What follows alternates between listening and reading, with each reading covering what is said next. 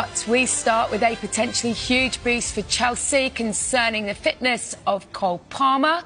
We can join our reporter Gary Cottrell, who's been speaking to Enzo Maresca ahead of his side's Champions League tie with Qarabag tomorrow.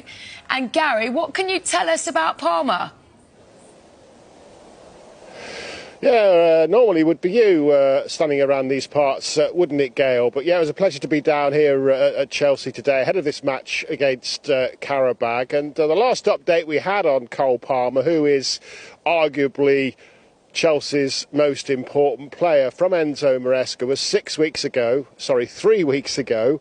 He said that Cole Palmer was about 6 weeks away from being able to play again. Well, obviously, 3 weeks later, we've asked the question again, and I make it that in 3 weeks' time, that will be in time, if the schedule is correct, for him to be involved in those two big back-to-back games at the end of the month. First of all, Barcelona at home in the Champions League, then Arsenal at home in the Premier League. So not involved, obviously, tomorrow night against Qarabag, not involved at the weekend against Wolves, won't be involved in the international break or the first game back, potentially Burnley. But yes, potentially those two big games. Now, Enzo Maresca doesn't want to rush things, and he doesn't want to build up anyone's hopes, including his own.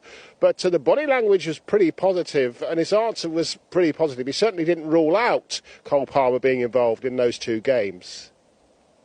With the call, we try to plan, we try to schedule, at the beginning, and then we need to review that. So in this moment, we go day by day with the call. He's still apart. He's not taking any session with the team. But ideally, for Barcelona and then Arsenal, you'd like to have. You're hoping you've penciled in Cole for being available. To be honest, I would like to have a call even tomorrow. I would like to have a call every game. I said many times that we are a better team with the call. Unfortunately for us, he's out, his injury, but for sure we want him back very soon. Now, Gary, I've sat in that press conference room a lot this season and talked about Chelsea and their disciplinary problems. That's been with the players, but it seems that's not the only issue, is it? Yes, we were watching training. Of course, you have 15 minutes, don't you, Gail, of open training ahead of Champions League games. And we were out there watching the players come out and starting the training. We did our report from the training. Pedro Neto, by the way, wasn't out there, has got a bit of a niggle, nothing too serious, won't travel to Baku for this Qarabag game, but should be available again by the weekend. But yeah, about 5-6 minutes after the rest of them were out there, all the coaches, all the other players, Enzo Maresca kind of walked out fairly casually with a smile on his face, at least 5 or 6 minutes late for training. You're right, there's been 6 red cards, hasn't there, in 9 games for Chelsea, all over the pitch, including, of course, one for Enzo Maresca himself. And perhaps he was thinking about he may well have made it 7 red cards this season by being late. Morning. Late. I'm late. Is that fine? I'm late, yeah, fine. Red card. No, not another.